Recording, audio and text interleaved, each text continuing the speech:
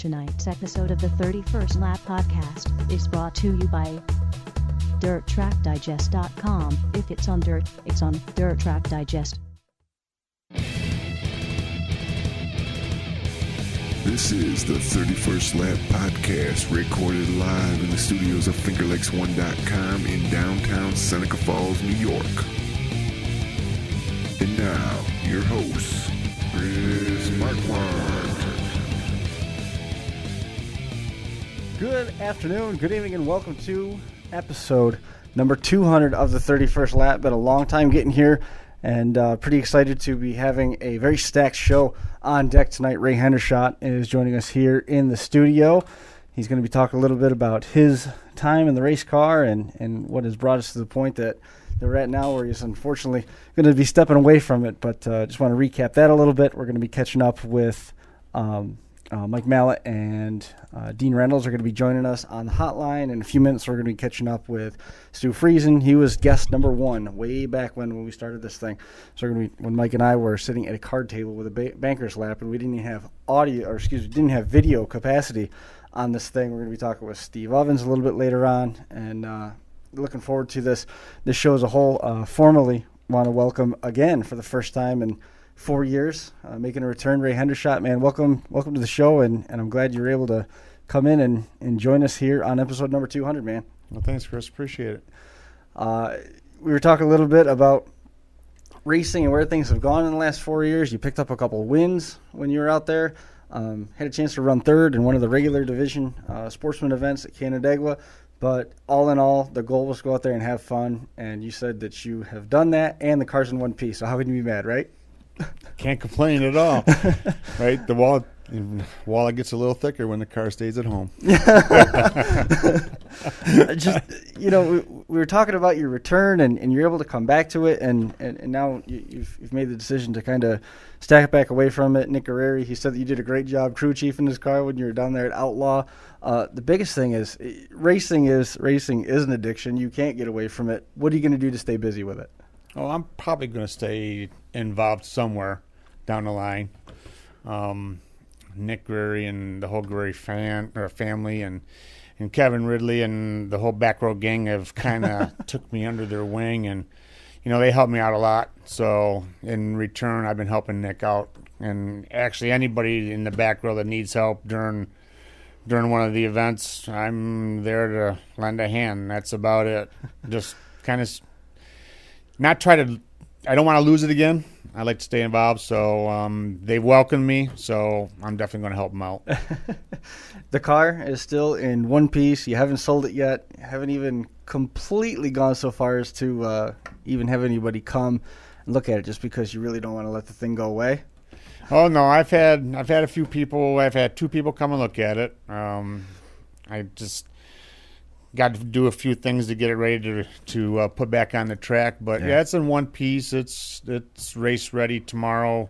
I threw a harmonic balancer 3 weeks ago, so I finally got one coming in. Actually, it is in at Doneth Motors. I'm going down to see Brian tomorrow, pick it up, throw it in, and it sits there in the garage. Every time I walk in the garage, it starts crying to me, and it's sad, it really is. It's but my goal is accomplished. I wanted to go out and have fun. I had fun, got 3 wins in the Legends class, and moved up that first year and ran a couple races in the Sportsman's class and ran a couple events at Rolling Wheels. And then the second year I ran regular with the Sportsman, and I was, I believe, 20th in points, and I only ran like 14 races. And right. Then the last couple of years it's been tough. Was diagnosed with diabetes on top of my cancer. Right. And the heat and humidity just, I can't keep my diabetes under control on that. And pass out a couple times. And actually my last race that I raced here 3-4 weeks ago, I had some problems racing. My hand started shaking. My sugar level before I went out was above 150, and then when I came in it was around 70. So within a matter of 10-15 minutes, just hyperventilating and heating up in my suit, my sugar levels dropped, and I said that's it. I mean, for the Right. safety of myself, safety of the drivers and the other people on the track, it's time to give it up. I get that, but I mean, it's got to be a tough way to walk away from it, and it's relating to the cancer treatments. Why the diabetes has come on. You said even for a while there, the diabetes stuff had gone away. Yeah, it was amazing. In between treatments, the treatment that I'm on now is working quite well. But in between the previous treatment and this treatment, my diabetes went away, and I didn't have to do insulin for 3.5, 4 months. Of course, those are the 3.5, 4 months that was non-racing months. So, it didn't help me in that aspect. But then when I went on to this new treatment, which is pill forms, and I do it twice daily, my pancreas had another effect. Right. So now I have to do insulin shots 4 times a day just to keep it under control. So it's just another avenue that I got to go just to stay alive. And, Right. So. But it's working well. You're telling me how you're still running almost. I think you said you're over 200 acres between you, your wife, and your brother. Yeah, with the family farm and a lot of things going on. Craig Decker's doing some logging for me, and of course now that I'm not racing, there's no car to work on. The honey to-do list grew extensively, so my wife and I have been doing a lot of that, and I've been helping my daughter who bought a house up in Newark, her and her husband. So we've been doing wallpaper, removing of wallpaper and painting, and so I've been quite busy for the last about the last 3 to 4 weeks. I've been very busy. So Did you ever think about selling most of the race car and maybe keeping like the chassis, instead of the tires and the body, and just setting out front and planting flowers around it? thought about it. Yeah. But I'm one of them ones that I'm not a hoarder. You come to my house or my farm, I don't have junk laying around. If it's not used in 1 or 2 years, it's gone. Yeah, I don't. That would be a big decoration, for the house. I could accommodate that. Where I live now, I have 7 acres, so Right. I got about a 3-acre lawn, so I could put it somewhere and have flowers grow. Right. But let somebody else have some enjoyment out of it. Picture style mound with some red mulch on it, maybe some flowers. Something would look good. Leave Some the steering petunias. wheel in the seat and make believe you're out there racing. Orient the wheel so you're back. Why not? Cock it in the corner, right, and make it look. Actually, I could put it up in the air. Carry that front wheel, right? That's it. What was it like getting back to rolling wheels for that first time? I love rolling wheels. I know you do. I mean, you I- got back there and The first race that I raced, I think it ended up only being like 14, 15 cars. And I believe I got a 9th out of that. Mhm. And but rolling wheels has always been good to me, even when I drove modifieds back in the 70s. It was Right. one of them. It's just one of them fun tracks. Your corners are wide. You can just go into them just about almost wide open and just let it go. you've also had the chance to run there with the sportsman car. There's like 50 sportsman cars there. I've never got involved in that. I wanted to go this year, but understanding what's going on at Rolling Wheels, who really knows what's going to happen? So I'll have you back for another episode on that sometime. yeah, that could be episode 201. The only track that I really didn't get back at is Weedsport. Yeah. I really wanted to do that, but once I made my decision to get out, I didn't make it down the first race. I did the back-to-back race at Canandaigua when we had the Grit Series, the Friday night and the Saturday night. And to be honest with you, Sunday, I could hardly move. I was on the couch down and out, and I was wiped. Coming up on the 21st of June, Weedsport's going to open again. The World of Outlaws late models are in town, and the sportsmen are on the card, and then they've got that 75-lap sportsman race coming up. Do you think you could do 75 laps? You really set your mind to it and brought the insulin shot in the car with you? If it was about 32 degrees, Yeah. I could do it. Yeah. I don't think I could handle 75 laps. If it was cool and cold out, I can do it. But I have no problems. When we went to the Outlaw for the Grit Series with Nick, everybody is, I had my long johns on, but I just had a pair of long johns on my top and bottom and a sweatshirt. and I was comfortable, and everybody else has got hoodies on and doubled up, tripled up jackets, and I love the cold. Right. But heat is, used to love the heat too, but it's not, I don't like it no more. Just not in the cards. Nope. But nonetheless, I mean, I think that it's remarkable that, you know, you got 4 years out of it. You're officially retired now. Mm-hmm. And you're still staying just as busy as ever with the sounds of things. And yeah, obviously that back row game is going to keep you pretty busy too. Well, I haven't even talked to the guys this week. I've been quite busy at home, which is an understatement. And I've retired from Gould's Pumps, so I no longer work. So it's amazing how people say that when they retire, they become lethargic and they don't have much to do. Once you quit working, it's amazing how much time you don't have to be lazy. That's it. That's it.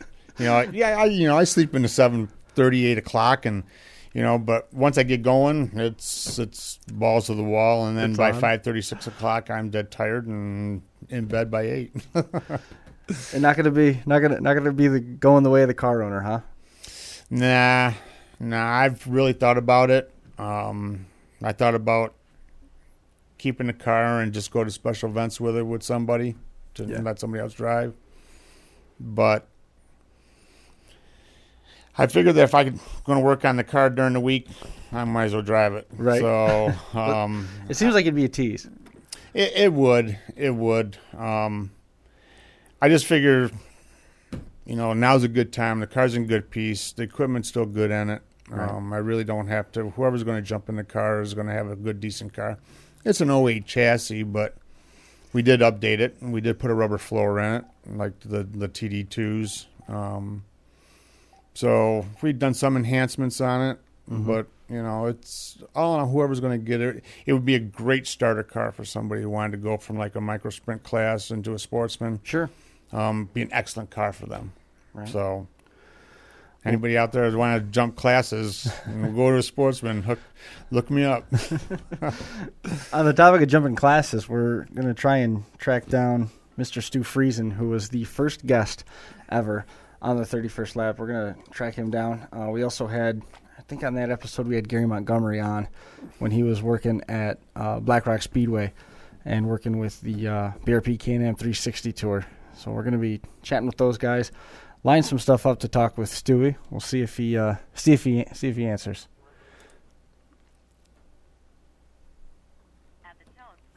That's Stewie's voicemail.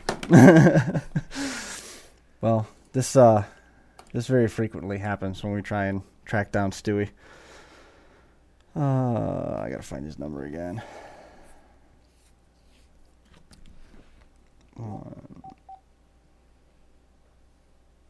Probably racing somewhere. That's kind of what I thought when I'd set it up, but you never know. It went pretty much right to voicemail, but we're gonna be talking with in about 25 minutes or so. We're gonna be talking with Dean Reynolds and Mike Mallett with Lucas Oil Empire Super Sprints, and try and see if we can't get Stewie.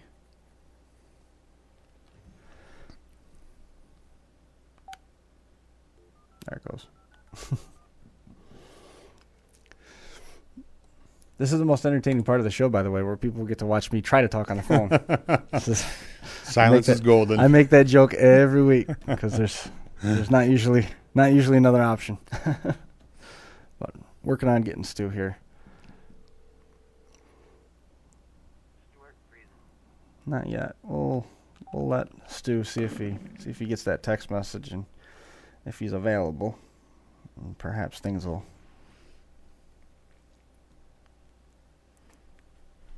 There's got to be a race somewhere around this area. I know, right? You'd like to believe so. With all the tracks that are around Pennsylvania. And But let's do this. We'll move ahead and 6-9.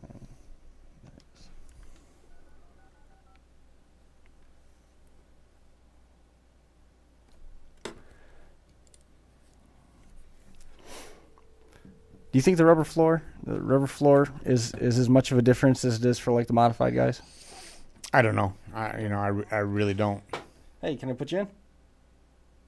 All right, you want to get Mike on the line? All right, I'm going to put you on speaker, and I'll just wait till I hear from you. All right. Well, Dean's in the process of getting Mike on the phone, so we've had a couple conversations with some of the sportsman guys about all the trick stuff that you can get, and it's been fairly mixed. Some people say, yeah, you need all the upgrades, and I don't know if it's people that just think they need to keep up with the Joneses, or maybe they've hit on something. But then there's other people that talk about how important it is to have a stable piece under you. So setup is everything. So momentum's everything. You got to make sure it handles right. So you want to have all that stuff in there. And then there's that third group that just says everybody else that says anything about rubber floors is out of their minds. Yeah, I couldn't give you I haven't been really driven the car long enough to make a decision on the rubber floor. Right. I think we got both of you. Are you there? Mike Mallett. I'm here. Are you Perfect. Perfect. Yep. Got both of us, Chris? Yes, we got both of you. Mike Mallett and Dean Reynolds with Lucas Oil Empire Super Sprint, both joining us here on the hotline. Ray Hendershot in the studio here with us, celebrating his driving career and his next step. And we're trying to talk him into being a car owner, but he's not exactly responding well to it because it's just going to be too much of a tease to have the car in the shop all week. But welcome, guys. Thanks a lot for coming on. Thanks, Chris, and congrats on show 200. Who would have thought? I mean, now I'd probably say we're lucky to see show 6, and now you're at 200. He's actually said those exact words before. We're going to be lucky if we see a show next week. How many times have you said that, Chris? How many times have I what? How many times have I what? How many times have you said that? We'll be lucky if we see a show next week.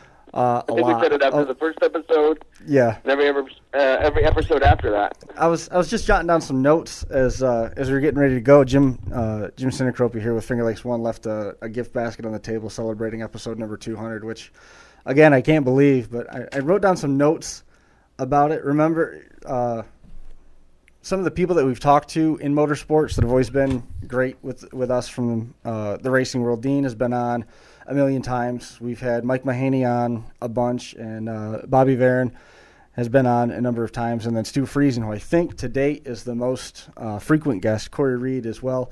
And then moving on towards the tracks, like Corey Reed, and with Dirt Car, we had Jeff Varney from Canandaigua Motorsports Park and Gary Montgomery from BRP on a bunch of times. We had Jeff Hockman, who was on pretty much once a week. Tyler Seary, the folks from Utica Rome, Jimmy Phelps, the Utica Rome and Weedsport, and Brewerton Speedway let us go live from their tracks, which was some of the Rolling Wheels, obviously part of that too.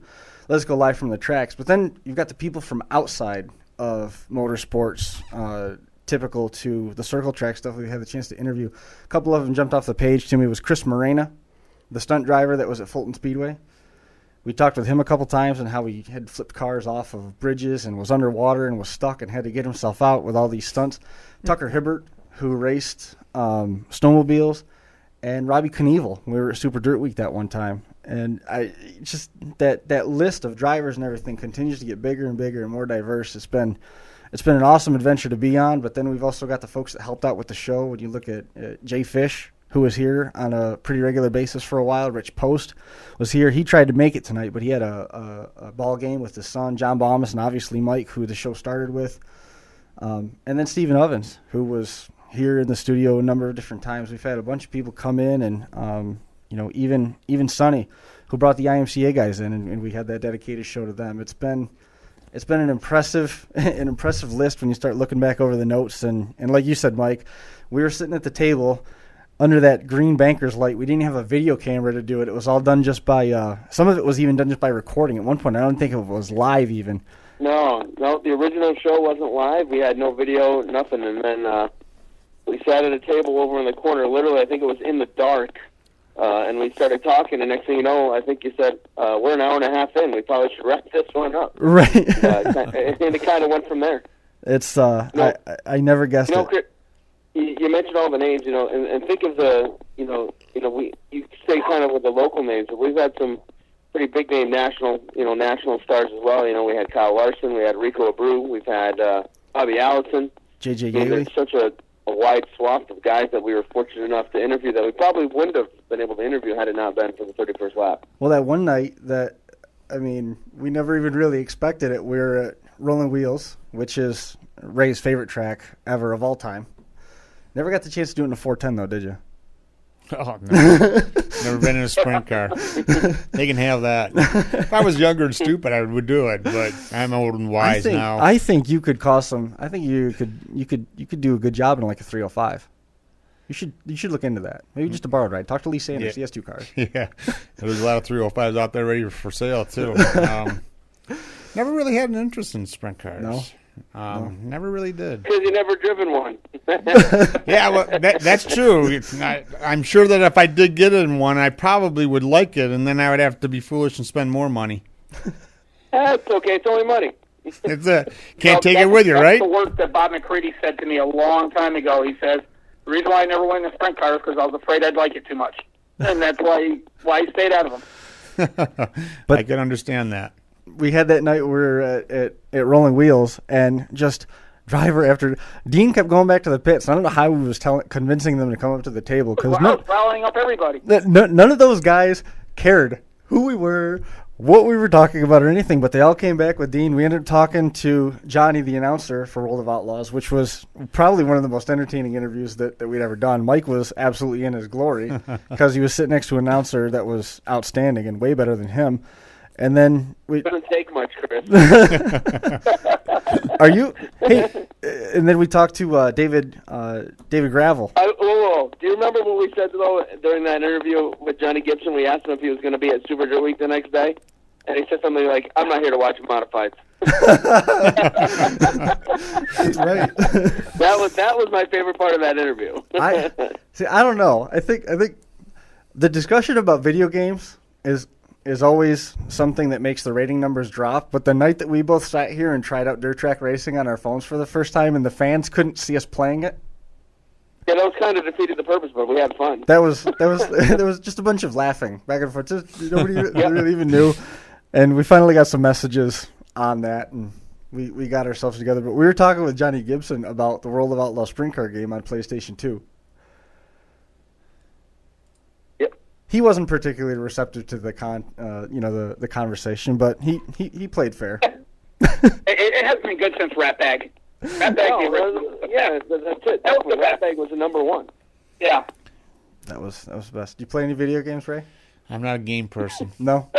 No, it's never really got involved in gaming. No. No, my kids And did. think back then at Rat Bag, that's when everyone liked Tyler Walker. Did I say that? Yeah, it's true. He hadn't been in jail 6 times.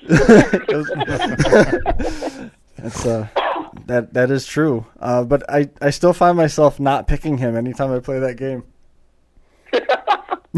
Well, he had the Rat Bag card, didn't he? Yeah, he did. He had the rat bag number 10. Yep. I think it was the same number 10. It was the same font off the Valvoline car when Blaney was driving it. Random useless statistic there if anybody's keeping score at home. Well, I remember that night. We had Gravel. We had Paul McMahon, Chad Kavanaugh. Oh, that's right. got like second that night, and he was. I think McMahon won it, didn't he? He won it in the Tom Book Motorsports 13 car, wasn't it? Then I thought Shots won it, but McMahon was like second, wasn't he, or something like that? I could die. Oh. Maybe, who knows? But I thought it was Shots and then Kavanaugh and then McMahon. And I tried to get Shots, but I just couldn't quite get him. I thought. It's somewhat a I was safe. drinking, so I don't know. It's somewhat a safe assumption that Donnie Schatz had won the race, because pretty much any time they come up here, he wins. Well, he didn't finish last night, so that was news. He I didn't. said to Mallett, I go, Donnie Schatz didn't finish the World of Outlaw. What do you mean? Is that amazing when he doesn't finish? That's news. Big news. It's only happened, twice in 5 years? Yeah, it's amazing. Mike, what do you have anything that stands out to you, jumps off the page in terms of thinking back over, I know we haven't seen you a lot, of course, this summer because you've been traveling with the racing stuff. Oh, quick note, are you the new announcer of the Super Dirt Car Series? Not that I know of. Okay, I didn't. One of the people listening at home. From my conversations, I don't think they've named anyone. Okay. I just had somebody message me from home asking about it. No, not that. No one has been. The other folks' names that I've heard mentioned have not heard anything in regards to the position at this point. So, and I knew last time I talked to Shane, he hadn't heard anything on the decision as who's there hiring, etc. They didn't offer to Bombers yet? No. John joined the show rather late in terms of the last. I think we've been doing this it'll be 5 years in October. I think it's 5 years. And he joined the show fairly late, but he jumped in and he went from being somebody that came in to talk about wingless sprints and USAC and his fantasy league to somebody who was a regular contributor on the show, and Mike kind of got that ball rolling for him. Well, what I enjoy is all the razzing he used to give us for not being for being politically correct. Yes. And then again, once John worked for Dirt Car, guess who had to be politically correct? Right. Bombers is the reason why there should have been a 6-second delay in the 31st lap show. John's life is not playing by politically correct rules. Ray was far easier when he was stocking shelves at Toys R Us, but now that he's with Dirt Car, the world has changed completely. I shot. Stewie said he was in for tonight, and then I shot him a couple notes, and I haven't heard anything back from him. So I'm wondering if his phone either died or if he's got no reception from where he's at. But Mike, anything jump off the page in terms of things that you remember from interviews, conversations, or even just? One of my favorite conversations had to be with Joe Skotnicki. Every time he came on, and we basically harassed him about home track points. Yes, those were always fun. Yep. Those were always a good time. What about? I enjoyed those. A couple of the live shows. I mean, we had some, really good time doing the live show during, the Unichrome New Yorker. I mean, we had Jimmy Davis, Mitch Gibbs. I mean, we had, Bobby Barron after Barron won. Pat Ward. Pat Ward. I mean, we had a great day there doing the live show. That night with Pat Ward was awesome. A lot of fun that day. And to this day, I think that was still probably our best live show, and I enjoyed it. It was good. We had guests after guests after guests after guests, and had a nice little crowd watching, etc. The tough thing at this point is that we had an entire month of June that was open, and an entire month of June that was soaked with rain. So any chance that we had of going out and doing anything live, basically got rained out. But we got some more opportunities coming up through July that maybe we'll be able to get something done. The one thing that I regret, being at this point, because the 200, the number 200 pertains only to what we've done in the studio. That doesn't count all the times we went out. I mean, at one point we were doing 3 shows a day at Super Dirt Week. Yeah. So I mean, those don't even factor in. But we actually had everything set up and we're ready to stream an entire race opening weekend at Outlaw Speedway. We were going to have all the racing action and everything. And we've got a way now that we can splice in track commentary, so you'll actually hear the track announcers. We'll be able to kill them, come back to our announce point. We'll talk a little bit about what they were talking about, what the racing saw, and then we'll be able to kick it back over to the track announcers and move right into the next race, which I thought was going to be something nice for our area. Right. Not everybody agreed with me, but it was one of those things that we were trying to do new. That race rained out, then the next 2 weeks rained out, and then we had some other challenges. But that is a goal of mine going through this summer, that I would like to get the chance to bring an entire race out there. And I know that we've got people that are interested in trying to, basically be friends with the 31st lap. Brian Sipple just chimed in. Mike, do you remember this? The ticket giveaways where Rich Post had the wrong answers? Yeah, those are fun. That's about right. I forgot all about that. Rich came in. He was basically coming on to be a guest, and he's another guy that once he came, he ended up finding a home here, and he stayed for quite a while. But then he went through some job changes and different challenges at home and stuff like that, so he wasn't able to make it here on a regular basis, and things just sort of drifted apart. And I think sort of the same thing happened with Jay Fish. Jay Fish is an outstanding photographer. He couldn't come and hang out with us at all tonight because he was doing baseball. I mean, he's always out shooting something, and he came with us. He was a major player in that show that we did at Amy's Checkered Flag, Mike, that ended up being that nobody ever heard. Yeah, I was going to say, Chris, when you get to me and ask, that was my favorite show. Not because it was a bar right there and we always had beer all night long, but yes, we had that show, and it was just a shame it never turned into a show anyone heard. But that was an amazing put together show right there, though. Well, that was the guest we had. Then we had Mike McLaughlin's mom on Yeah. the show. Yes. That's right. We had Mike McLaughlin, and then we had Mike McLaughlin's mom and I think a niece or something that was there. That was the same night that we had Johnny Podolak, and we had I think we had Chuck Siprich. Yep. And Bobby Ellison. Perro. Bobby Perro. It was awesome, and they told us. Amy's Checkered Flag said, if you set up where you're going to set up, you will have technical problems because we have had weird stuff happen in that corner ever since 1992 or 93 when Davey Ellison died. Ever since, and Mike is a big ghost hunter guy now, and he ghost hunted my house before. Found all sorts of weird EMF readings and stuff. So I'm thinking that we need to get all that stuff back next time we go to Amy's Checkered Flag and do that instead of trying to do a show, because I tell you, there was not one thing that worked right the whole night. Wow. We had great signal when we researched it, and then after that, everything got messed up, and all the levels on the screen and everything were perfect, but not one thing worked. Recorded. It was a solid 2 hours of background noise. It was awesome. It was. Dean loved it because his favorite song is That happens. But I mean, Dean, you jumped in with Amy's Checkered Flag. Is there anything else that kind of stands out to you? Well, first of all, I want to know if that gift basket's your biggest sponsor you've had in the 200 shows so far. Yeah. other than Mr. Cole over at Utica Rome. And I also want to know, was Chuck Heating the first one to drop a 4-letter word while being interviewed on the 31st lap? I think Mike did it beforehand. In terms of a guest, it might have been Chuck. I don't know. I was pretty good. I think I only dropped an SHIT. I think that was the kind of mine. I don't think I dropped, or no. I think Bahamas was the one that dropped the F-bomb. Yeah, but he used to make that a regular occurrence. Oh, that was weekly.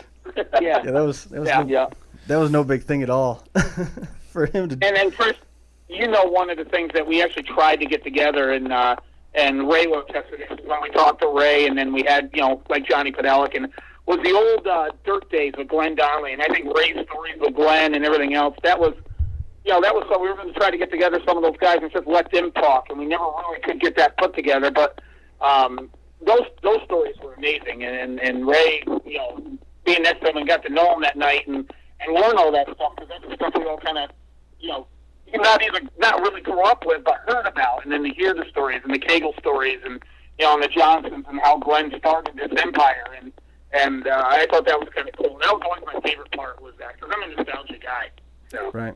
And you grew up on modifieds too. Lest anybody forget that even though you work with Lucas Oil ESS now, you were a modified guy. Oh, I'm a modified guy right off the bat. I was the first one to travel what was the Skull Super Dirt Car Series, Super Dirt Series back then. I actually showed Kovac the ropes a little bit, and then Mallett and Dale came along, but I was actually the first guy to travel that and do it week in and week out and travel all the series races. And I still do like the modifieds, but I got a new love now, and now that love's become my family, and now become my job, and now became my headache and everything else. So Dean's old enough to remember when Ray retired the first time. I grew up remember Buzzy Riddiman was my idol, so that shows you my age. I'm just young and good looking, but I do have age behind me. Shut up now. No comments. I'm just listening. What was it like when all of the information started coming out about what Glenn was starting to build, and then as it took form more and more through the 80s, and then it exploded through the 90s and stuff? What was that evolution like? For me? Yeah. Well, I never really carried on after probably 77. I kind of dropped everything and never. And when you dropped it, you mean dropped it? I dropped it, yeah. And I dropped it because I found myself going to the races, sitting in the stands and mashing the floor or mashing the 2x6 on the in the stands. I'm playing with my feet left and right, and my wife would say, "What are you doing?" I says, "Leave me alone. I'm driving." Right. It's just.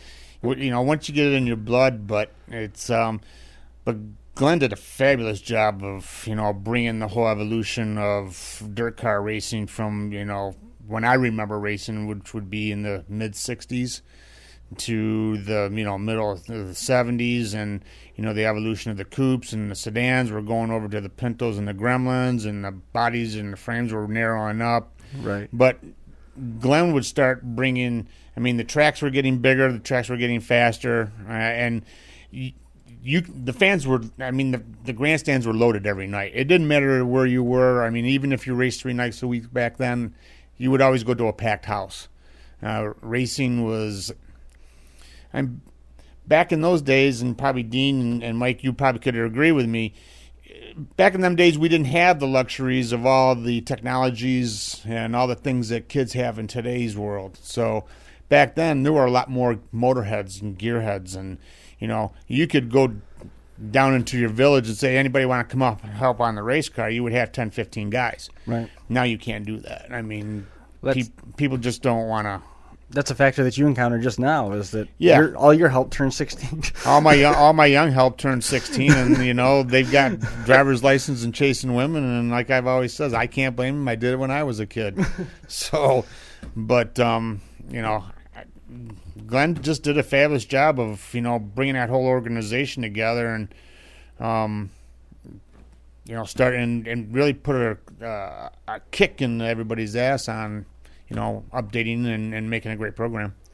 I have a guy that messaged here. His name's Todd Height. He's a guy that listens to the show all the time. He said if you're willing to hang on to a couple of years, he'll drive it. He's recovering from ankle surgery. They had to take a chunk of his leg muscle and turn it into a new tendon to hold his ankle together. Ooh. And he just found out he has to have more surgery to fix what they did during the surgery.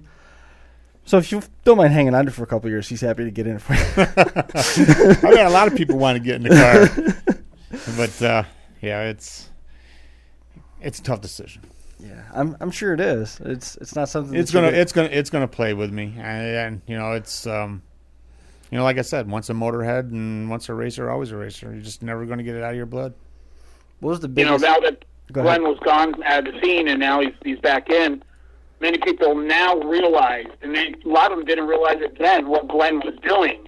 And now they all sit back and say, you know what, that guy knew exactly what he was doing. Oh, sure did. Not saying that the modifieds are not strong now. They got some good people now with Mike and Jeff and all that. But, Glenn, back in the late 80s, early 90s, it was the heyday. Every modified had a corporate sponsor on the side of it. They were on TV. They were traveling all over the northeastern Canada. And how many drivers were making a living back then? There was dozens of drivers making a living back then. And, you kind of know now. Glenn had a vision, and maybe a lot of people didn't agree with it, but now, years later, it shows. Sure does. Absolutely correct. And back in them days, everybody was willing to sponsor you. It's tough to go out and you got to really beat the pavement to really get sponsors today. And the way the economy is, it's making it even rougher.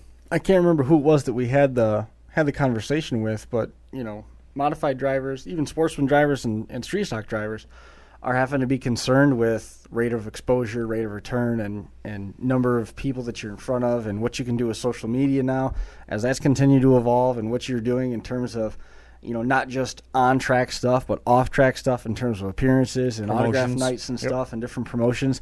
It's a lot different than it used to be, but at the same time, look at what the cost to put a car out there now versus what it was in 75, 76, 77. Not saying that wasn't a lot of money then, but it certainly seems like it was a significantly lower amount versus what you're spending now.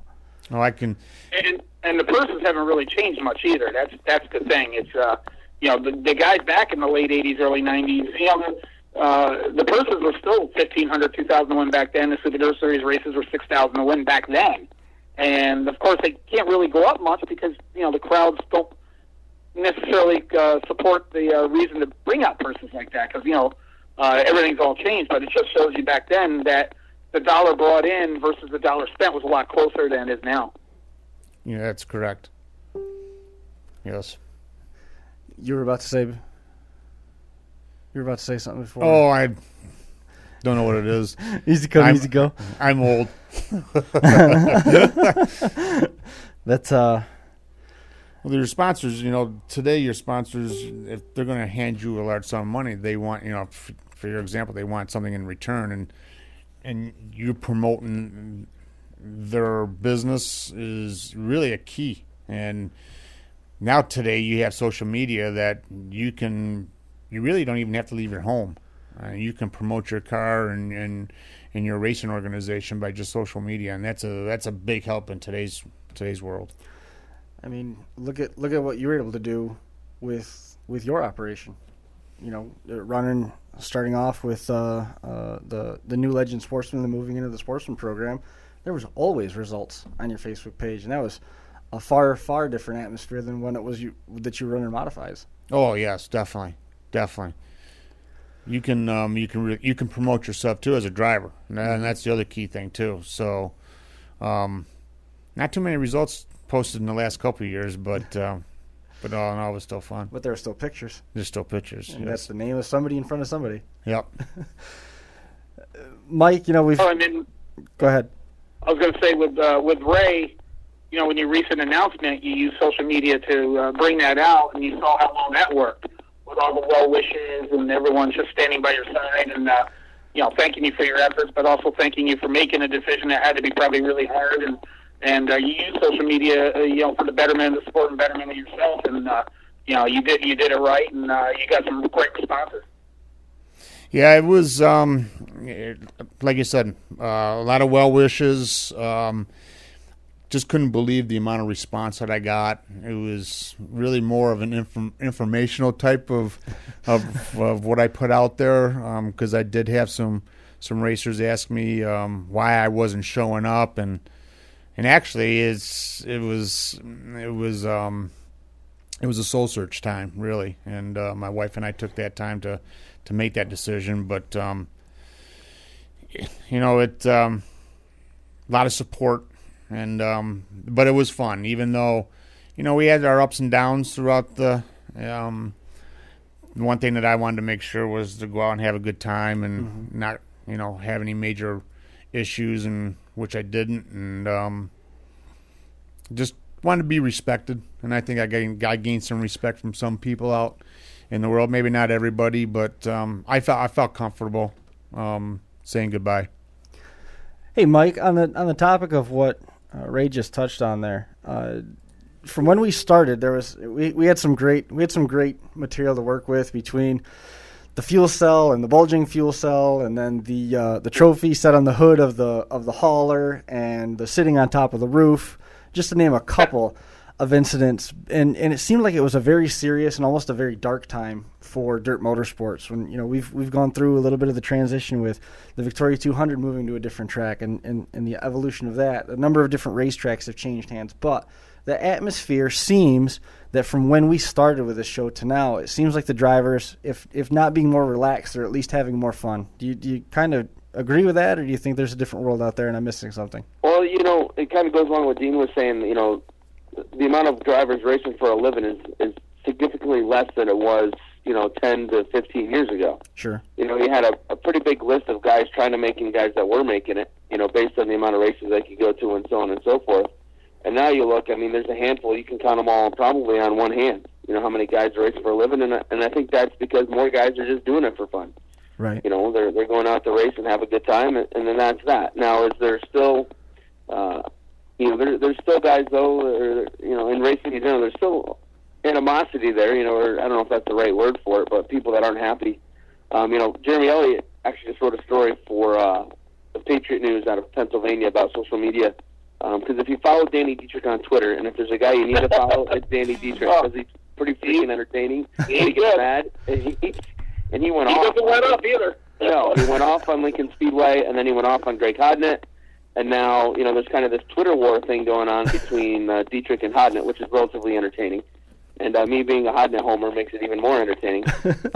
So, it's definitely different, how things work. And, in some cases it's kind of more relaxed, but in other cases, we've kind of taken it to the next level. Can you imagine if, 20 years ago, if I was a kid going to Fonda and Dave Lape, C.D. Colville, and Jack Johnson all had Twitter, and they could all go back and forth on Twitter and give each other crap during the week, how that would have related, to the crowd during the week when they got to the track, Because you heard about the rivalry and you saw some things on the track, but this adds a whole other element to it. Well, I think, Mike, you hit on something right there as well. Is that I don't know, if the atmosphere is different, but I also think the drivers and the teams are becoming more aware of social media. That if they do something bad or controversial, it's going to get out there in a matter of seconds, and that could result in losing sponsors, losing fans, losing this and that, and so. I think that's why you're seeing less and less as well because everything's out there in the public now. There's not a thing that's in public. Even if you post something by mistake and you're hot and somebody screenshot that thing, and it's going to be out there right after that, even though you pulled it down. And people's got to be conscious of that too, and that's the way it is. Yeah, I know, Mike, you know as well as I. We look at our posts and make sure they're worded correctly and spelled grammatically correct and everything, because people are going to call us out if it's not. Yeah, I mean, everything you do, modern era, you have to be, you're held to a higher standard or a different standard now, because, again, once it's out, it's out. So if you bash somebody, if you flip out on somebody, you word one thing wrong, it's something that doesn't go away, and it's something that people always, give you crap about. It's Yeah, you can get yourself in big trouble nowadays in social media. Not only just by what you post, but other people videotaping you, or recording you without you even knowing it, and then they post it. There's the part that really gets you in big trouble, and something that you wish that you could take it back. That's why I've TMZ's making a fortune out of that. Well, you could. You very well could. Probably enough to even support a race team. But it's you gotta kind of take a step back, and I learned from my boss at Gould's Pumps, Charlie Capolino, who is the vice president of global engineering. He always told me that once you are upset and mad, because I had a tendency of speaking my mind quite freely, and he would always just say, take a walk, just leave and come back 5-10 minutes later and with a little bit clearer head. And you know what? And that always seemed to work. But in today's, when you're racing, things are at the heat of the moment. They're snap decisions. People say things just as fast as they make a decision in a race car. So, it's a tough world. And sad thing about it is it's only going to get worse as the years go on. We are, as a human being, we are our dumbest. We are at our angriest. Yes. And people don't. You ain't kidding. Yeah. There's been studies done to prove that. I don't know why you needed to study it, and I'm sure there was a grant involved that paid for it, but I don't know. It didn't seem like we needed to spend money to figure that out, but nonetheless, that's something that we've seen evidence time and time over. I'm entertained by Mike's assessment of the reference of 20 years. That would put us in 1996. We were basically just starting high school. Yeah, it's scary, isn't it? Yeah. Yeah. Well, speak for yourself. He was out of hhigh school 10 years already, or 20 years. 12, yeah. There you go. Dean was celebrating his 30th anniversary of graduating in 1996. 96, I was 40.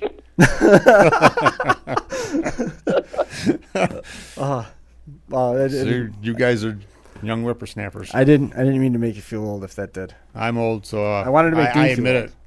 I definitely wanted to make Dean feel old. I make an effort at that every time he's on the show. But One thing, Chris. one of the other things that we've seen. Are you still holding up a cordless phone to the mic? So anyway, as a matter of fact, I now have to use two cordless phones because the first cordless phone's battery dies so quickly. We usually have to change through the course of the show. But on the You top, can get those at Walmart for $10. 3 of them, baby. well, it's a tight budget, man. That's great. On the topic of some of the things that we've seen, we talked a little bit about some of the drivers that have been able to make a living, and some of the drivers that have now stepped back and they are just doing it more as a hobby.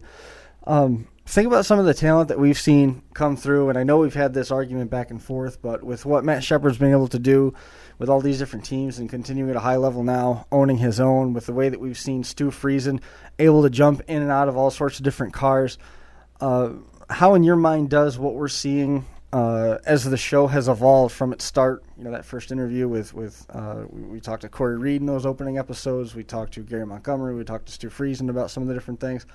Where do these drivers now fall in terms of how great it is? We've seen drivers come out of modifieds that move into sprint cars and have complete resurgences to their careers. They're doing remarkable jobs. Jason Barney is one of them. Chuck Heaving's another. Steve Poirier doing a great job. Paul Kinney? Yeah. Paul Kinney, yeah. Yep. So, I mean, I guess start with Ray, because we're talking about guys that you knew that you saw when they were in their heyday back in that 70s era that we look back as absolute legends. And now you've been back around it for the last 4 or 5 years. What do you think about our current group of drivers now, and if it's even fair to make that comparison, and the guys have the ability to jump between cars and drive in anything? Well, having the ability to drive the older style car versus the newer style car, totally two different type of drivers. Sure. Cars today are basically, you can almost flat-footed all the way around the track. Back in the heydays, you had a feather around the track, especially in the corners. Cars didn't twist. You didn't get that big side bite like you do today. Mm-hmm. So I don't know how you could really compare, but look at Buzzy Ruderman still being successful in driving at his age, and I think Will is still driving once in a while. Mm-hmm. So real quick, there is a way that you can compare it, and Mike will agree with me. Sail panels, drag rubber, and alcohol. Go on. Yeah.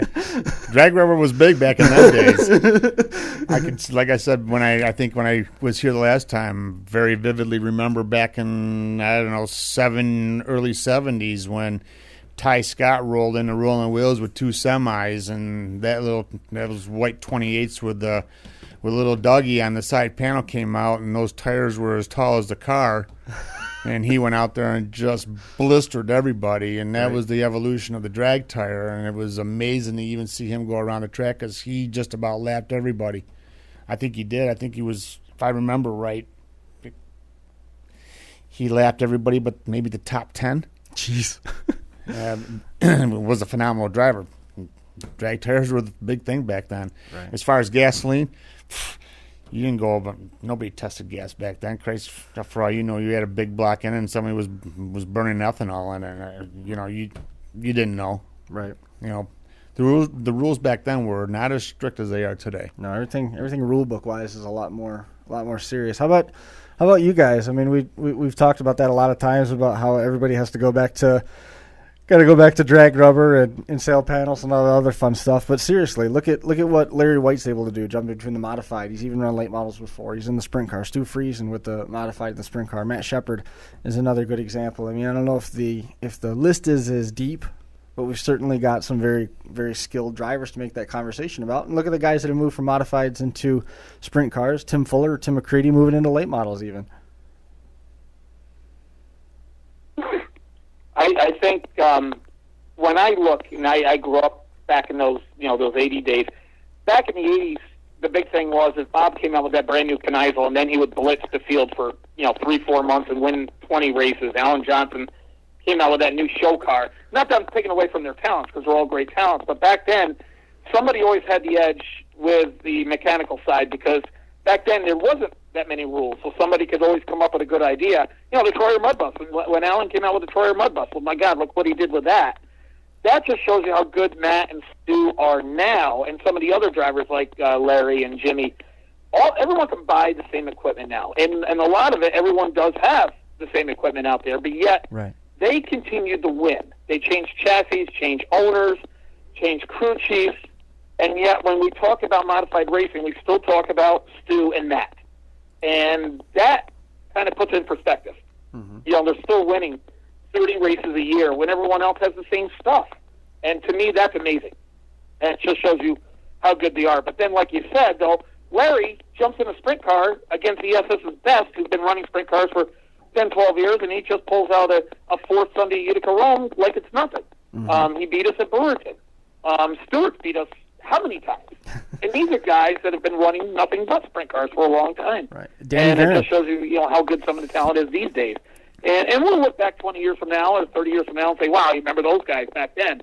It's all cyclical, but I think still, even though everyone says the good old days, I think we do have some good old days going on right now. Right. It's a fun time to be a race fan. Danny Varen's another guy who's doing exceptionally well in his starts with a sprint car. What about you, Mike? I mean, we've talked to a lot of those modified guys, and we've asked a lot of them the same questions. We had a great finish just the other night between Donathan and Barney. Depends on who you ask. There's a social media moment. Some entertainment on Facebook and Twitter for a couple of days. I don't know. I mean, I think that's the neat part about the time we're living in. I mean, the early days, those folks got to see their guys kind of race on pavement and on dirt. They would switch back and forth, whether it was running Utica or on the pavement back in the day or running the dirt, a Fonda on Saturday or, running Albany pavement, whichever. That was the bygone era's, claim to fame. Guys ran both, kind of cars on dirt and pavement. Now, our claim, I guess, could be saying guys, doing double duty or running, 2 different divisions and being successful in 2 divisions. Right. I think that's just going to be what, I don't know if that's what our era will be known for, but I know that'll be part of what our era will be known for is the talent of the drivers, the switch between a sprint car, a modified, et cetera, and not have that issue because they don't have that option of running, the pavement and the dirt. I mean, there's, it's dirt racing, that's it. So, I mean, our era will have to say, well, these guys were good not only in a modified, but they were also good in a sprint car.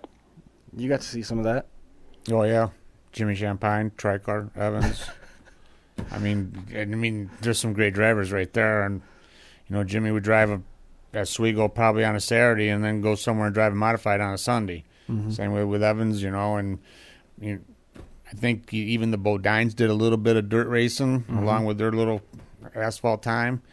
But, I can remember going and watching Richie Evans and Trickler and them up at Oswego when they had the Modified Classic up there. Right. So, I like to see some of the guys. I like to see Matt in an asphalt car. I like to see him jump in a super. I like to see Stu, I like to see, have him do it side by side.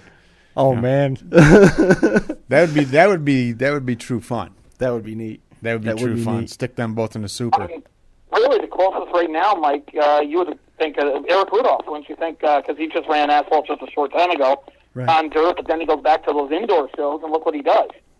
Yeah, other than that, I really don't know anyone that's, Chuck Hosfeld tried it for a while, but I don't think he's run a dirt car in over a year.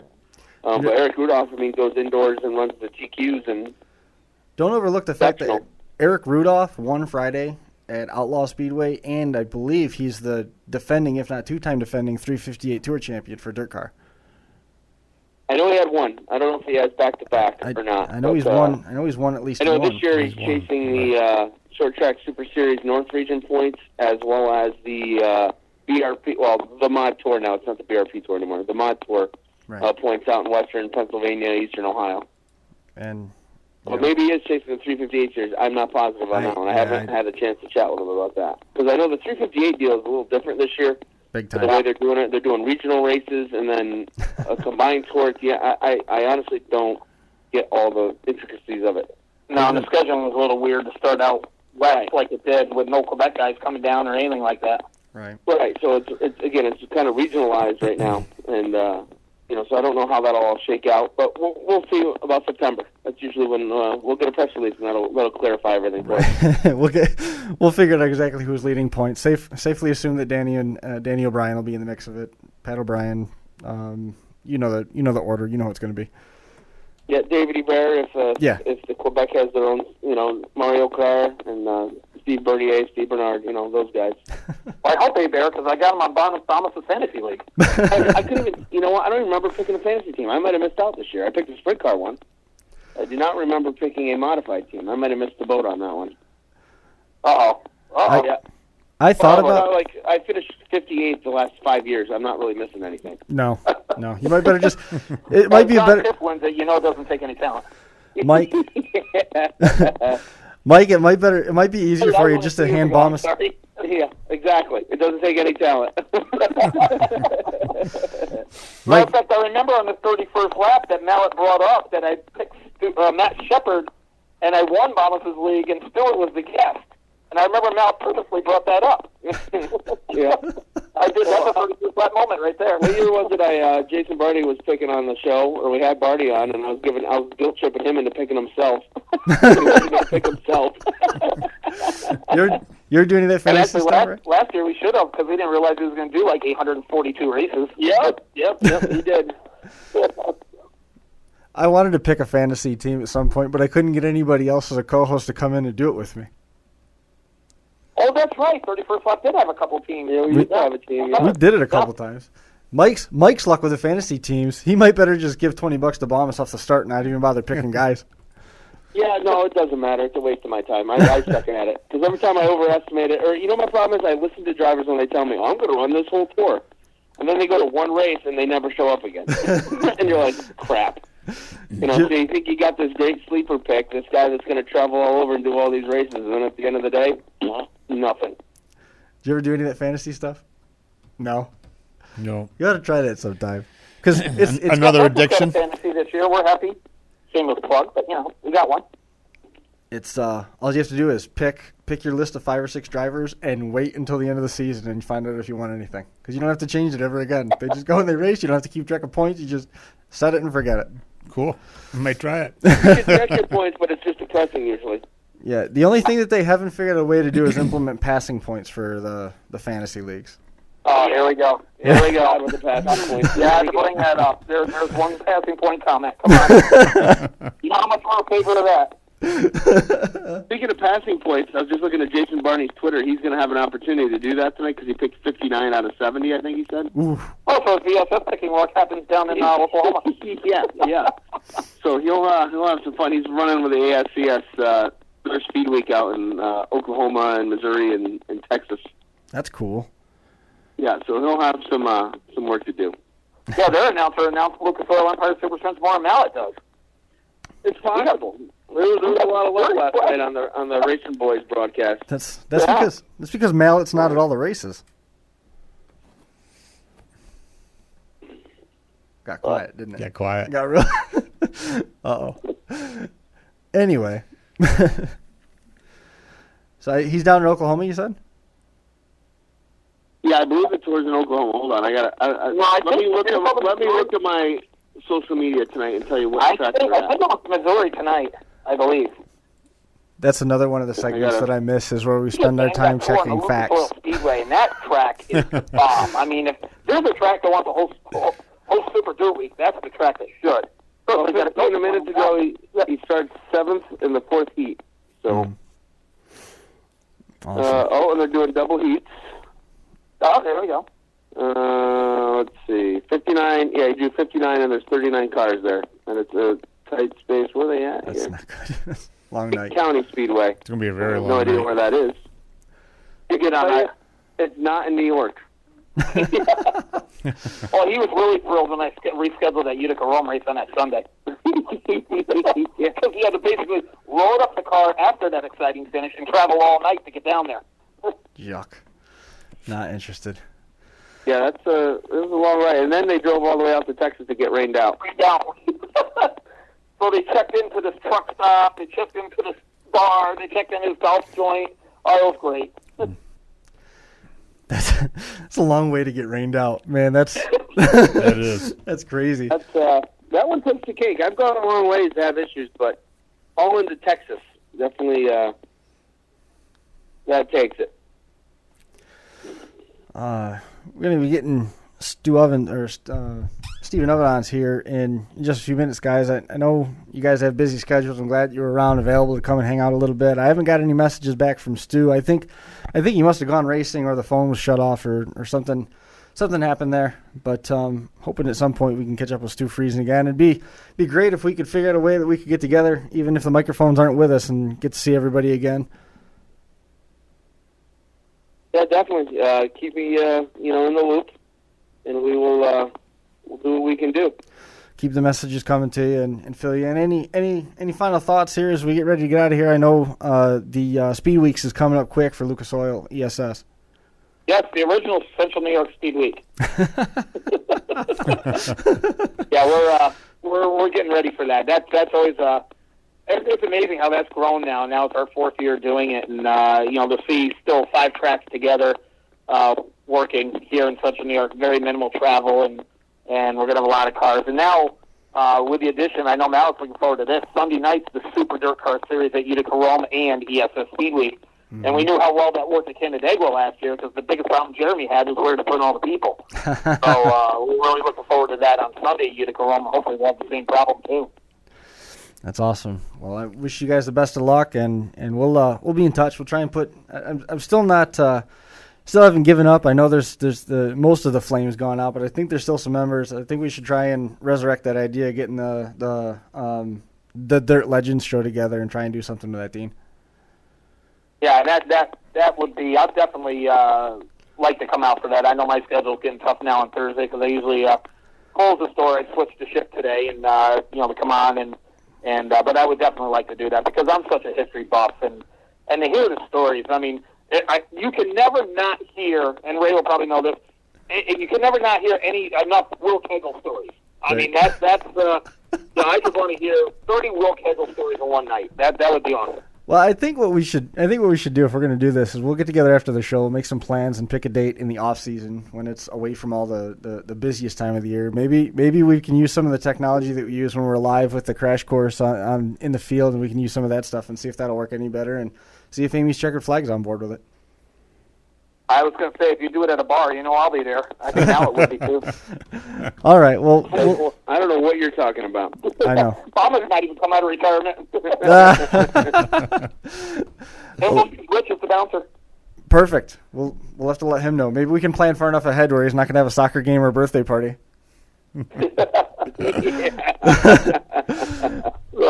Well, but in all seriousness, Chris, thanks for your effort to stick it out for 200 shows and more, counting the live shows. But you donate a lot of time to this, and you get nothing in return, as we know, except for a fruit basket or whatever you got out there. Right. But it's I always listen when I can, and I think Mal will say the same thing.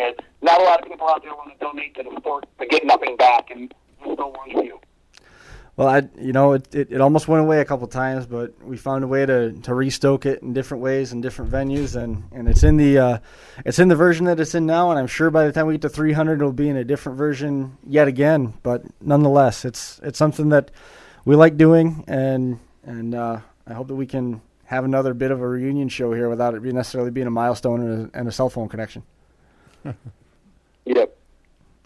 But guys, again, I appreciate you changing your schedules and making yourselves available to be part of this. Episode 200 it's a special one, hanging out with Ray Hendershot here through the evening, getting to chime in with a couple of frames of reference for us from a much different perspective. Guys, thank you. No problem, man. You have a good night. All right, we'll see you later. See you Thanks, guys. Dean. Good Thanks, talking Mike. to you again, Ray. Good luck to you, man. We'll see ya. Good seeing you guys. That goes Mike Mallett and Dean Reynolds. But kind of neat that comparison. I like the fact that you're comparing it the way that you did, saying you almost can't compare them because it was such a different animal to drive. You had so many different tire combinations. But it is funny to see the bit of history repeat where you see the guys jumping from sprint cars to modifieds or modifieds to late models, but you don't see the dirt to asphalt crossover, but they were basically doing the same thing way back. Yeah. I think some of them guys back then, may have gotten in a sprint car, but, most of them were either they crossed over to asphalt. Right. So not too many, I don't think, did the sprint car that I can remember. It wasn't quite the same. Wasn't quite the same allure of the sprint car either, though. No. I mean, back then it was USAC. Right. In the early days it was USAC. Everybody wanted to see the USAC cars, and Tony Bentonhausen and Gary Bentonhausen and AJ Foyt and all them. That was the sprint. They didn't have wings on or anything. Nope. It was just those were the USAC sprint cars that. Can I put you in? Can still remember when Bentonhausen went out of turn 1 at the fairgrounds. Now run that by me again. He left the track in turn 1. Yeah, he went end over end and put his nose right through a concession stand in turn 1. How went right out of the speedway. was he? I think it was in the mid to late 70s that took place, I think. Really? Mm-hmm. So is that something that you were there for? Yeah, I was in the stands. Really? Yep. What was that like? That was quite violent, I'll tell you. That was, he just went and rolled. I thought he was going to go up against the catch fence and everything else, but for whatever reason, that last nosedive catapulted him. He looked like a pole vaulter. Really? Yeah, it went right over top of the fence and nosedived it right in the concession stand. I mean, what kind of shape was he in? Oh, he was fine. That's not possible. I think he may have had scrapes and bruises, but he was not transported to the hospital that I can remember. All these years, we've missed the boat. Everybody's wanting to put steel and foam safety barriers. All they need to do is put in a pile of basically hot dog buns. That's it. That's all it takes. Put a bunch of rooftops out along the speedway, and you're all set. Joining us on the hotline, the announcer, PR director, you name it, he has to do it at Outlaw. And the tag is incorrect. Also at Woodhull Raceway. Stephen Evans, man, welcome. Oh, thank you very much, Chris, and congratulations to you guys. 200 episodes of the 31st lap and still going. I mean, it's we talked a lot about the guys that have sort of helped make it possible, and you're one of them. You've come in the studio a bunch of times, and you taking time out of your schedule to come in, and nights when we are in an absolute bailout. There's been times where I've called Stewart at I called Steven at 5:45, 6:30. 6:45. Say, is there anybody from Outlaw or Black Rock or wherever else he might be that wants to come on the show? And I'll have a phone number right there, and we'll have it set up, and nobody would ever know the difference. But he's definitely been one of the guys that contributed to this thing, making it as far as it has, and it's become a very good, beyond just being a friendship, and we got to know each other over at Black Rock. But beyond that, it's been a very good working relationship that's worked out pretty well for Outlaw and Tyler Seary as well, I think. And I just appreciate you coming on and making some time for us tonight. I know you got a very busy weekend coming up ahead of yourself here with the Patriot Sprint Tour in town. And you got a real tight schedule on Saturday trying to make it down for Woodhull. Yeah, that's for sure. They've got the Patriot Sprint Tour coming in for... Well, this is the third shot that we've tried to get this first Patriot show in at Outlaw. Originally, it was rained out at the beginning of May, and then we tried to run that show. I believe it was the following week, and that was when we had pulled the trigger on running on Thursday night. So So this is the third try for us to try and get the Patriot show in. Their first of 3 stops, and whether it's the Patriots, URC, EFF, I mean, the 360 sprints at Outlaw is really something special to see. We've seen a lot of great races in the past. I mean, I think back to last year, that battle between Kyle Drum and Jason Barney and Jared Zimbardi, one of the classic battles with the sprint cars there at Outlaw. So I'm really looking forward to that. One of the topics that we touched on with Ray was how if it's not been used in a year, it's gone. You're not a hoarder. You don't keep anything. And when you leave something and walk away from it, it's done and it's over with. This has been a little bit of a different transition now that we're in the middle of the season. We're heading towards July. It's going to be the hotter time of year. So obviously with that weather considered, we've got some fall shows that are coming up. You're going to be working with the back row gang on a pretty regular basis. Are you going to try and make it around to go watch any, or are you afraid you're going to be sitting in the stands doing too much grandstand driving? Oh, no, I'm going to try to go to as many races as I possibly can this year. I like to go and venture to some few other tracks, too, other than, just to watch. It's been a long time since I've been to Brewerton. I can remember being at Brewerton with my grandfather's modified. I wasn't driving at the time when the first race when they went from blacktop to dirt. Right. And, I want to go back and see that track. I haven't been there back since then. That's a long time ago. It's been a long time. I haven't been to Fulton probably 30 years.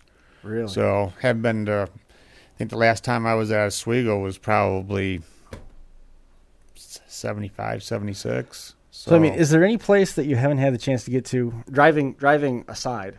I mean, is there any? I guess driving first. Why not? That you haven't had the chance to drive that you always wanted to. Driving first, spectator second.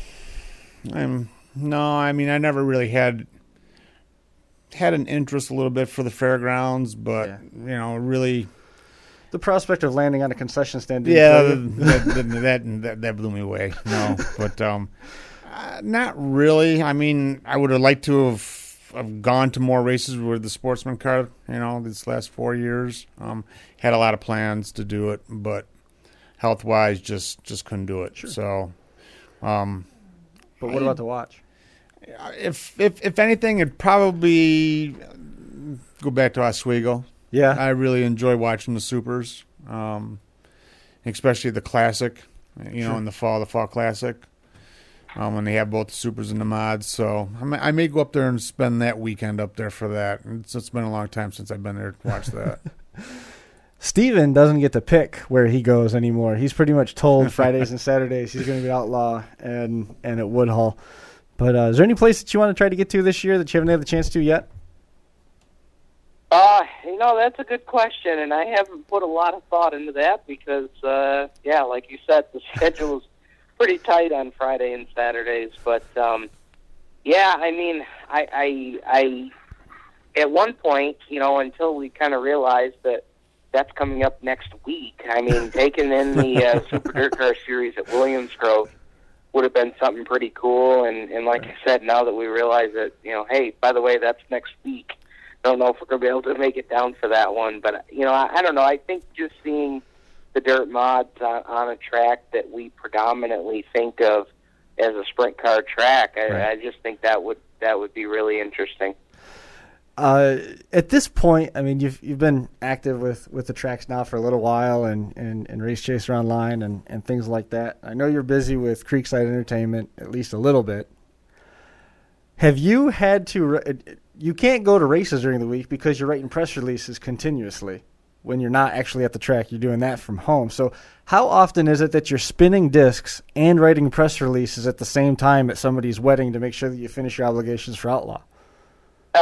Well, I've certainly had to back off on that quite a bit this year, and we've had to add some staff to kind of cover me and to cover the things that we've had booked. But we've been really lucky to have a good staff, and we've certainly got Stu rounding everybody up, and he has truly made that a 6.5 day a week thing for him, and it is tough to keep all that straight. And I certainly thank all those folks that have kind of helped pick up that slack that I've been focusing in other areas. And Chris, well, it takes an immense amount of time to do the job and do it right.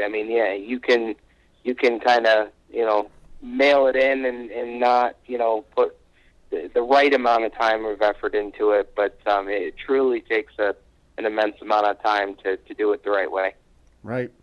You're right. And a lot of times, Mike, we even had that brief interlude on the phone that I started to make reference to. Ray, I don't know if you've ever seen it when Mike is here, but he's got a laptop in front of him, and guaranteed, he'll throw something at me or I'll throw something at him that just comes up in the course of conversation that neither of us really know. So then there's this weird spot where the show just kind of stops. And he's looking it up on the computer trying to figure it out, and it never fails. Like it did tonight. Yeah, exactly. He did it by phone, no less. But, Stephen, one of the things that we did with Mike and Dean a little bit earlier and even talking with Ray a little bit was through the course of it. Is anything you were able to come here for a couple of appearances, and then you got your show started, so you were obviously busy with that, so you couldn't get here on a regular basis, and then moving into the different roles and being on the phone and stuff. You've been on here a couple of different times. So wondered if anything stood out to you in terms of appearances or interviews or anything that you remembered over the last 200 episodes of this. Honestly, probably the first time I came and saw you guys, I had just started to get into writing a little bit, and Tom Baker was on the phone. Yep. And I was in studio, and to kind of listen to Tom talk about how he got things started with Race Chaser, and then to just have me kind of come out of the blue and ask him if he would be interested in somebody writing stories up here in the Northeast for their website. And it's funny that you have Ray on the show tonight, because I mentioned when Ray made his announcement a couple weeks ago that Ray was one of the first guys that I ever interviewed for anything I had ever written. I remember that. To put out on the Race Chaser website. And but I think that whole process of coming in for the first time and just kind of seeing how professionally things were put together and things like that, I think that's something I remember. another one that sticks out too is, always seeing you guys participate with the Super Dirt Week shows, and I still will never forget bringing you guys down a little jar of some feel good stuff that I know Chris and I have always poked around, had fun with over the last few times I've been on the show. But yeah, I mean, some of those I just, it's mind-boggling to think that it's at 200 episodes. That's a lot of time, a lot of commitment. Yeah, Sure is. I never figured we'd get to 200 episodes. I figured this thing. There's been a lot of times where on Thursdays I'll be coming through the doors downstairs, and I'll be thinking, this is it. I'm not doing this again. I'm done with this. But then the weekend comes and you see a bunch of results, and then you start trying to line stuff up and kind of figure out how everything's going to fit together. And then by Wednesday, you're kind of thinking, well, I'm kind of excited. It'll be a couple good conversations like a or race car something. driver. And now, you go through it, and then you get to the door, and it's like, why did I do this? But we were real close to stopping it a couple times. But it's guys like, that we've talked to tonight, that guys that are off the beaten path, guys that, nobody's, without being rude about it, the guys that you don't hear about every day, those guys that coming on the shows have really breathed some new life into this thing, and I'm happy with where it is. Obviously, the constant pursuit to get better, it never stops, but I'm pleased with where it is, and I'm glad that we were able to have everybody on and kind of share it, and having Ray on was important to me, and Steven and Dean, Mike, Rich, obviously he couldn't make it because he had the baseball game, and John right now is hopefully still talking with his electrician to get his house fixed. They're in the process of rebuilding their entire house, and it has become much more of a project, I think, than they anticipated, and I wish them the best on that. Rebuilding is tough. Poof. Tough. Every project that you almost start reveals another project that you have to start. Yeah. Ugliness comes out when you're doing repairs or you're rebuilding. Yep. If you don't like it, move or Yep. build new. Plow it into the basement, light it on fire, have a nice party, build Grab new. a six-pack in a chair, sit out front. I told my wife, if my house ever burns, grab a six-pack, go out the street, watch it, and about an hour later, call the fire department. Yikes.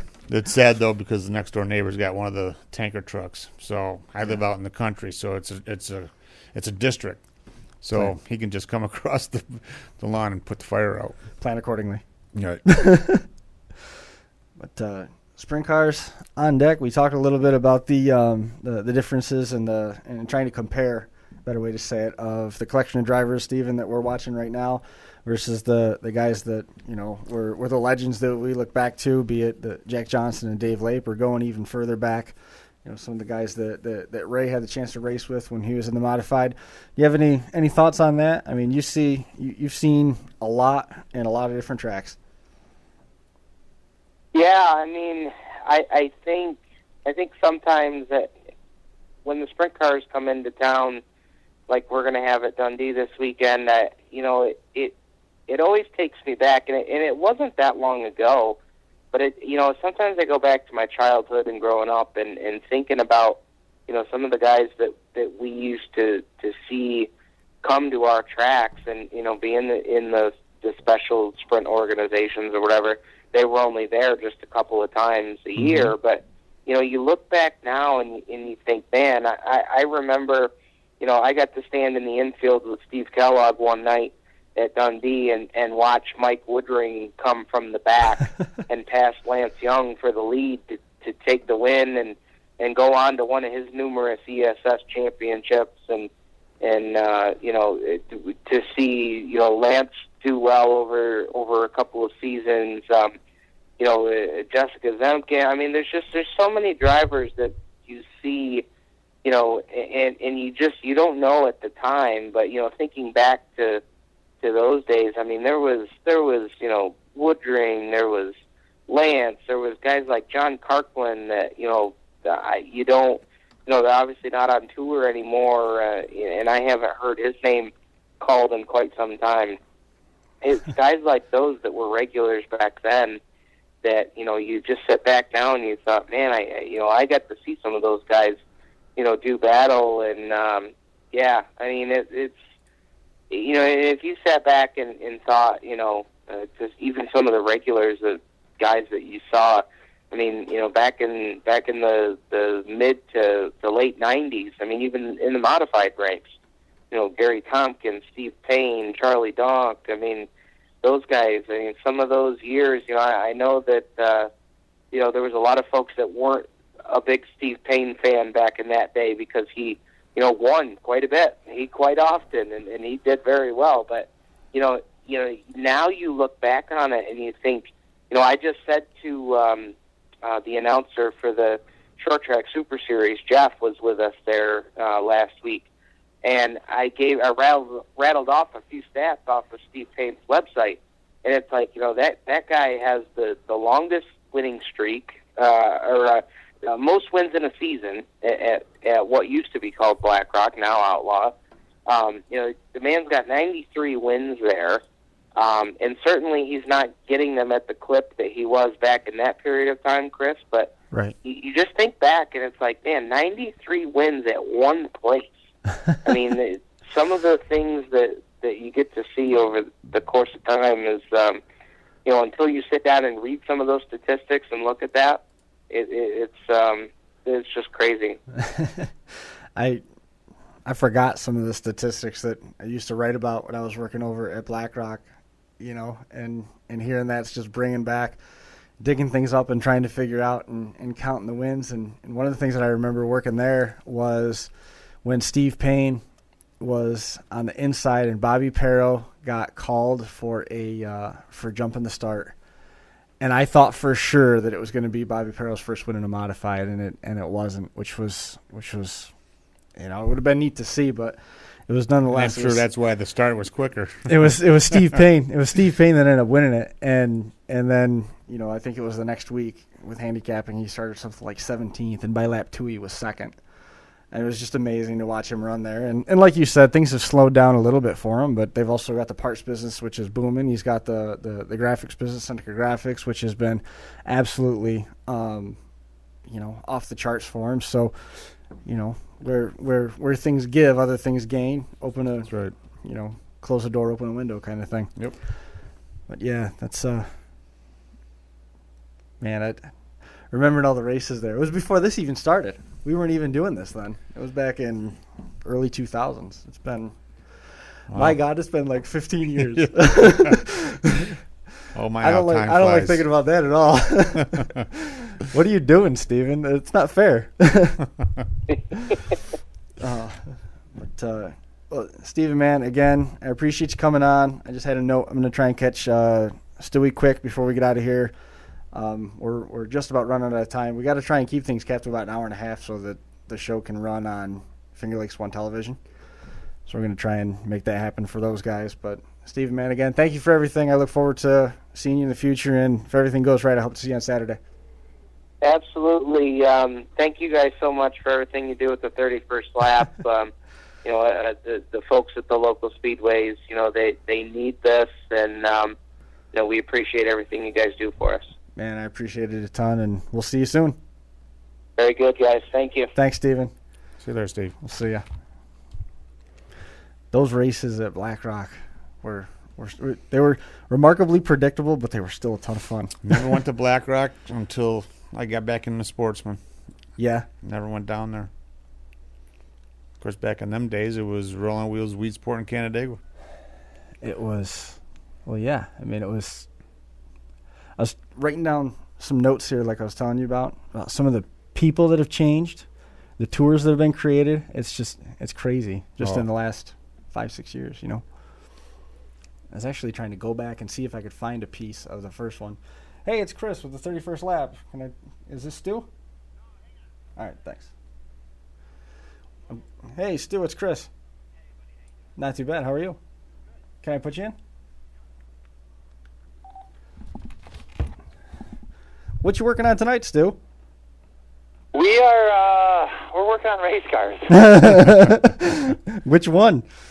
We're getting the car ready for Williams Grove for the Super Dirt Series next week, and then turning the car around from Bridgeport for Malta and Orange County, and then getting the open small block car washed up from New Egypt for that'll be for Accord next. So it's a slow night at the shop. What's that? So it's a slow night at the shop. What's that? I'm sorry, I couldn't hear you. Slow night at the shop. Yeah. Oh yeah. Well, Stu, man, it was important to get you on tonight. This is episode number 200 of the 31st Lap, and I just wanted to first, thank you for always making yourself so accessible and always being so entertaining. You have given us a lot to talk about, especially in the first couple of years that we were doing this, between the runs at Super Dirt Week, the entertainment with the fuel cell, the caution tape wrap trophy that was left on the hood of a hauler, sitting on the roof, and then, of course, all the remarkable success in the wins. The joking aside, the efforts in the 360 sprint car, the 410 sprint car, every different version of modified. It's been an absolute pleasure to be keeping track of that. And any time we've asked, you've always made yourself available. So I just wanted to first say thank you for that. And yeah, no, not a problem at all. We've we've definitely cleaned up our act a little bit over the years, and got everything going the right way. And congratulations, you guys, on show 200. That's pretty amazing. That's a pretty good run. It's been a long time. Been a long time, and just. It probably wasn't hard at all either. It was probably really smooth sailing, no problems ever happened. Man, the first episode that we didn't even have cameras that worked. It was all done by audio, and I think it was recorded. It wasn't even posted live, but now you can actually see our ugly mugs live as it happens each and every week. But, I mean, we were comparing notes on drivers from the 70s and the drivers to today, and Ray Hendershot's here in the studio with us, and we were talking with him a little bit about the drivers then. They didn't move from modifieds to sprint cars. They moved from dirt to asphalt. Now we see guys hopping in all different types of cars. And, the rundown that you just went through of the different cars that you're trying to get ready for the different tracks, how challenging is it to keep up with the schedule that you've got? It's tough, but it's it's good. We got a great group of guys. Eric Mack, Lauren Ward have been with me for years now. Ryan Wilder's full time with us this year, so he's been a good addition. And we got a great sponsor with Halmar International this year that's allowed us to do this and allowed us to spread ourselves out a little bit, but not spread ourselves too thin. So it's been good, but it's been a good group. It's been Jeff Daly's given us great equipment over the years, and he's still involved. Tad Parks. We had a good run with Tommy Cullen there at Utica Rome and some special stuff. So it's all about it's a people sport. It's all about the equipment you can put together and keeping that together and keeping relationships and building relationships and having some fun along the way. This is for some of us we're fortunate enough to make this a full-time profession, but for everybody else that's supporting that, it's a hobby and something they enjoy. So it's an awesome sport that allows people to have a little bit of fun and either do some sponsorship and some marketing. And it's if anybody's involved or wants to ever be involved in racing, there's always a way to get into it. So it's it's cool, and like you said, we're just kind of rolling along with it right now. Ray, I mean, we've come full circle back to talking about a little bit of the social media, the marketing, and going out there just to have fun. So, yeah, exactly. It's something we love to do, and like you said, whether it's the modifieds or the sprint cars or dirt or pavement, we've done a couple pavement races over the last couple of years, and it's not the most fun of racing. We're definitely dirt guys, but to each their own. There's guys, good friends of mine that are pavement guys that live and die by that, and don't really like the dirt so much. So it's pretty cool here in in New York State and Central New York. There's a lot of avenues to to have fun in racing, whether it be pavement at Oswego and some of those tracks, or dirt in Fulton, Brewerton, and the Fauna stuff. So it's pretty cool. We live in a good area for racing. What's your favorite car to drive now? My favorite car to drive? Oh, geez. That's a good question. The sprint cars have been a lot of fun the last couple of years. But it's probably just because it's new. You know what I mean? It's sure. It's like anything. Variety is the spice of life. So doing the modified stuff and then being able to do some sprint car stuff, it's all fun. When you get in victory lane as much as you do, I think it makes it easier to find the fun part of it. Right, exactly. That's exactly it. If we were winning in street stocks or anything like that, that would be fun. So yeah, like you say, when you're winning, it's always a good time. So let's pause that conversation real quick. You referenced the street stock. Does that mean that you're getting another car ready? No, not yet. No? Not yet, but, never counted out. We talked about doing some different stuff here down the road, but, never counted out.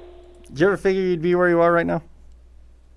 In racing, no, never, not at all. But, I've been really, really lucky and really fortunate to, have some good people step up and give us, good equipment to get the job done. And it's just kind of evolved to where we're at now, and we're able to run, 100 races a year or so. And it's just been an evolution. It didn't happen overnight, but it's just kind of happened over the last 10, 12 years, and it's been pretty 10, 12. Shoot, I should say more like 15, 16. But it's been special. It's been a lot of fun.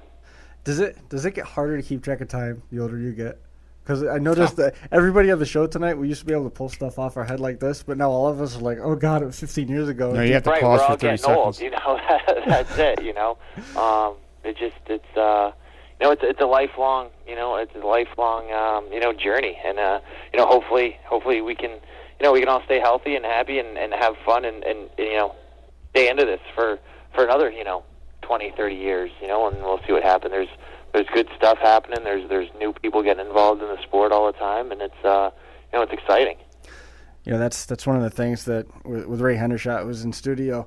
Ray, we talked about how many guys used to be career racers then and versus the number of career racers now, and how much that's fallen off, and the guys are just going out there and doing it more for fun. And like Stewie referenced, you still need to have those guys that are out there just having fun, because that's what supports it for everybody. The tracks, the vendors, the series, the pro racers. Right. If you don't have the people that's why everybody gets involved to begin with, whether it's on the racing end of it or the officiating end or the media end, or anything like that. It's fun first, and then sometimes you realize, oh man, I can make a couple bucks doing this, or obviously it was probably a lot easier back in the the 60s and 70s to make money. It was easier to field a car. It was a lot more affordable.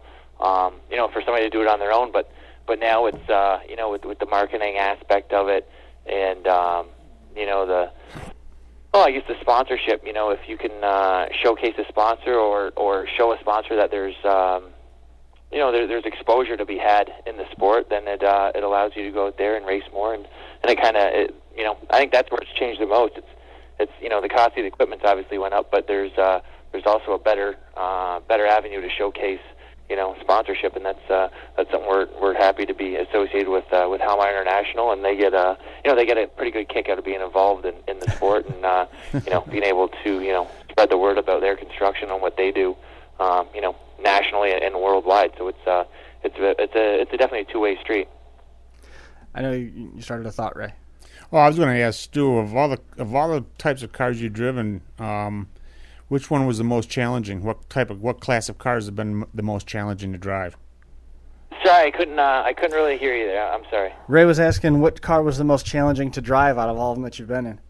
Oh, the most challenging car to drive.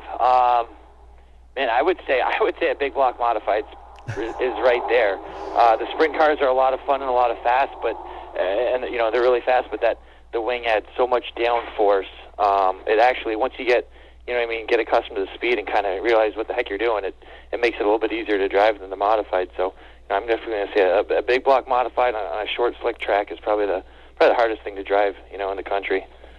Wow. Have you ever driven much asphalt?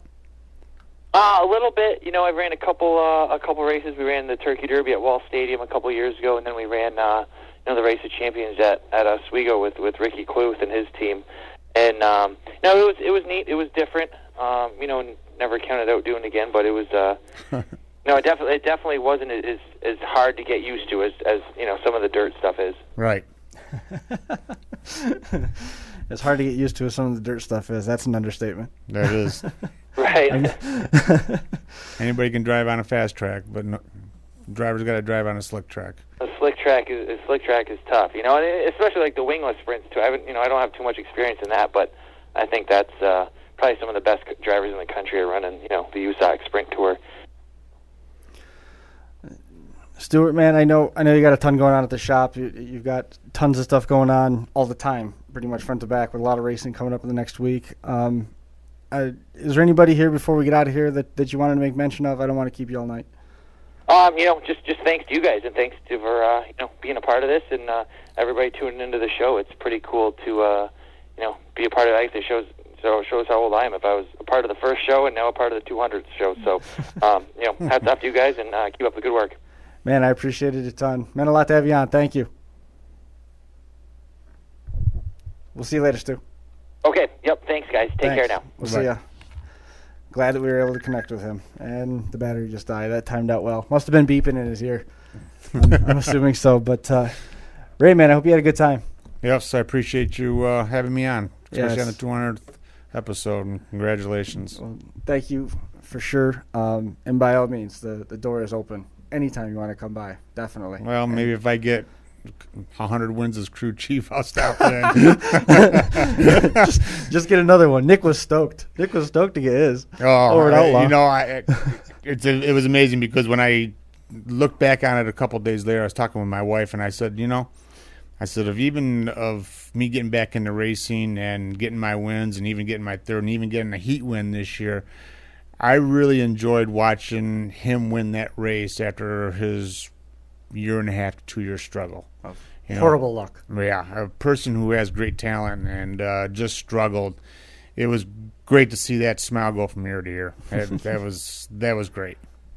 Well, I appreciate you coming on the show for thank sure. For everybody that has made the 200 episodes so far, the 31st lap possible, appreciate it greatly. Finger Lakes 1, of course, Mike, John, Rich, Jay, Steven. I mean, and all the guests that we've had front to back. It means a ton to be able to keep this thing going, and we are definitely looking forward to doing 201 next week and 202 after that, and keep on going until we hit 250, and who knows, maybe we'll get to 300. You'll get 300. It'd be awesome if we could. But that's going to do it for this special anniversary edition of the 31st lap. Got to make sure everything's shut off before we end it. That is going to do it for this one. Thanks again to everybody, and we'll see you right back here again next week.